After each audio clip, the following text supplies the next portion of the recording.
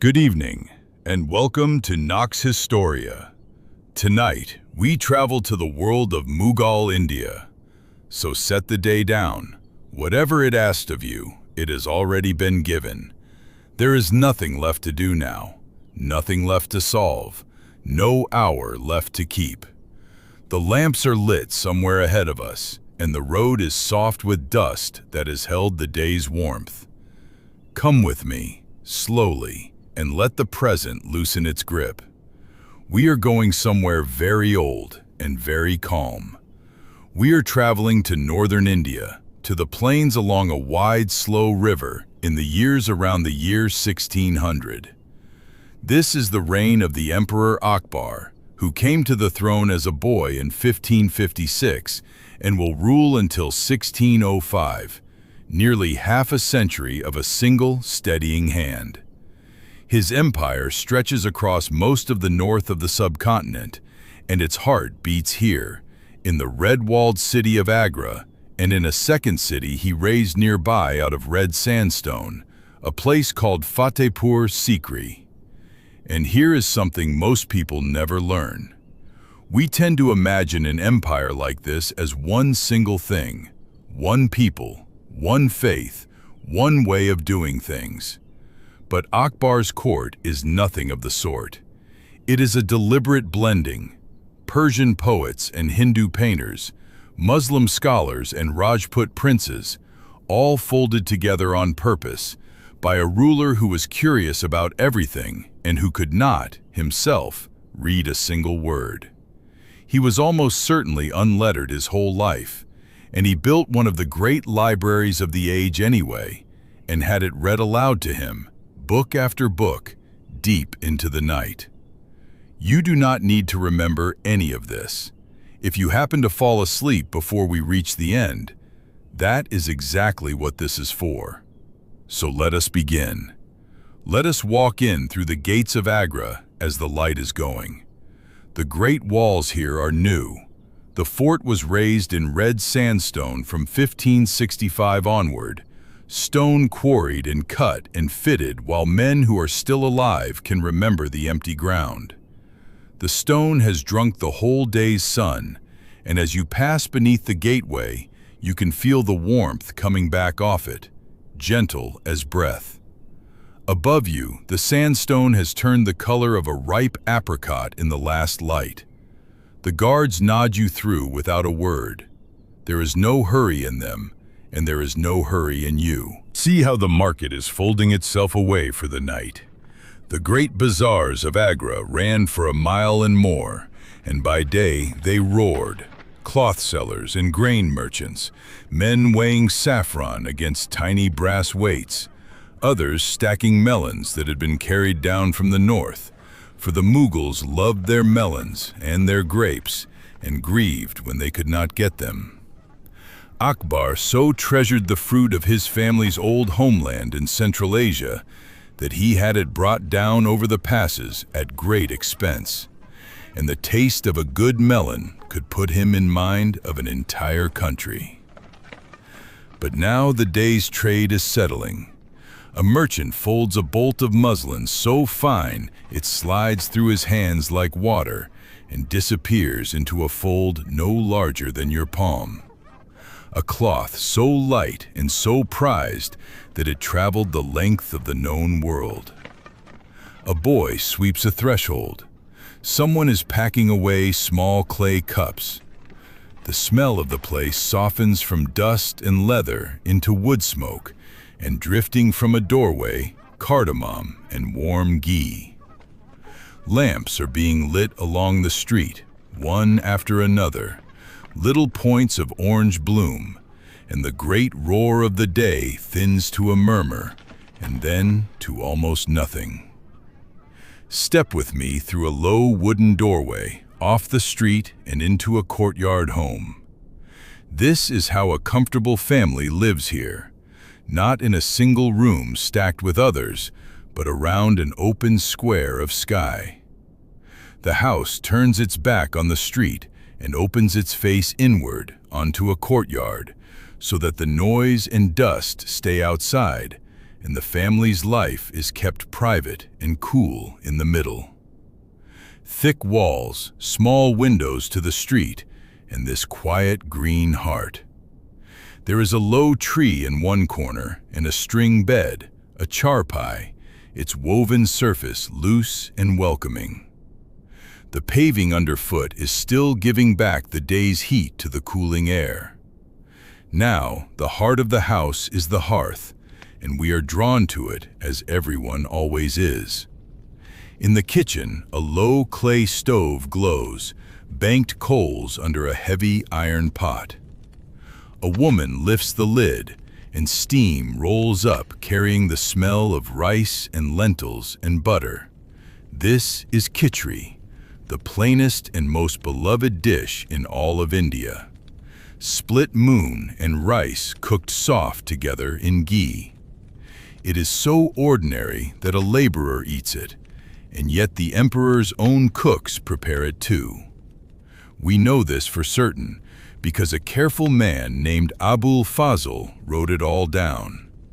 He was Akbar's friend and chronicler, and he compiled a vast survey of the empire called the Ain-e-Akbari, the Institutes of Akbar, that recorded everything from the pay of a soldier to the running of the royal kitchen. In it, he lists the emperor's khichdi prepared 7 different ways, some plain, some rich with saffron and dried fruit and warm spice. That is how we know, not from guesswork, but because a man sat down 400 years ago and wrote it, and the pages survived.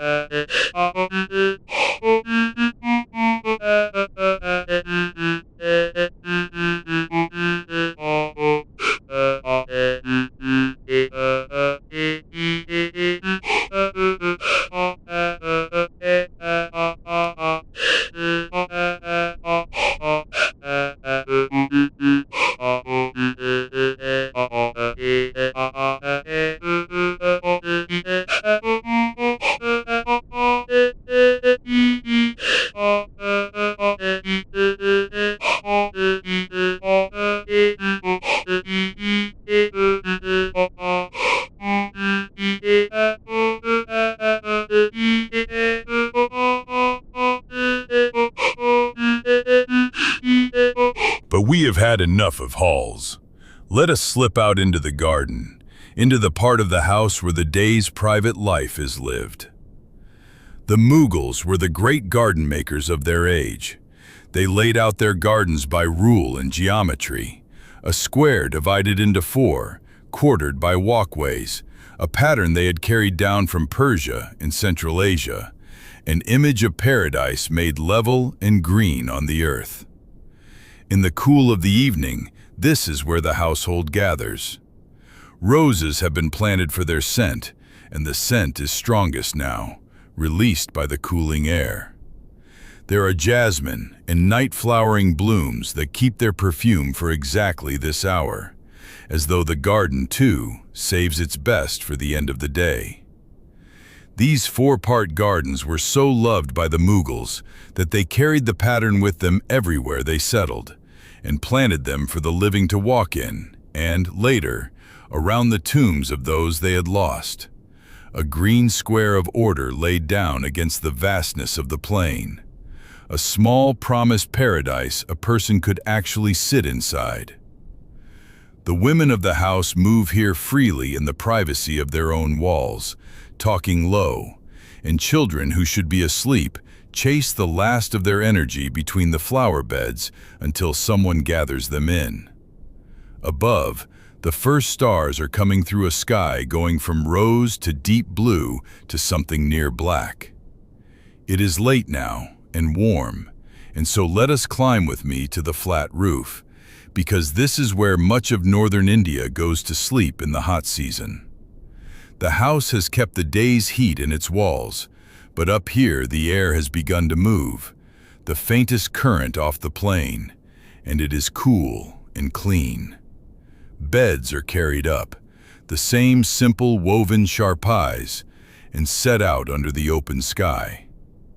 Around us, on every neighboring roof, other households are doing the same, settling down under the stars, a whole city going quietly horizontal at once.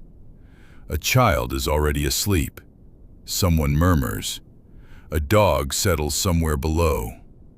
You lie back, and the woven bed gives beneath you just enough, and above you the whole enormous sky wheels slowly and says nothing at all.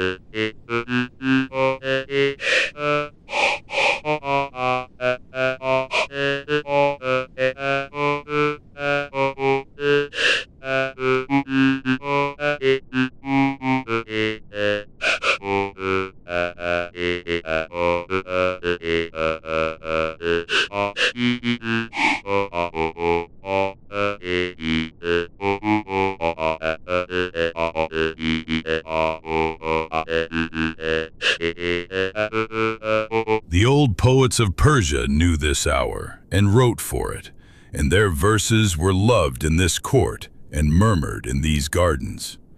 They wrote of the nightingale and the rose, of the wine of the spirit, of the beloved who is sometimes a person and sometimes something far greater and unnameable. The Sufi mystics, whose gentle devotion ran like a thread through this whole world, taught that the night was not a thing to fear, but a nearness, that when the noise of the day fell away, the heart could hear what it could not hear by daylight.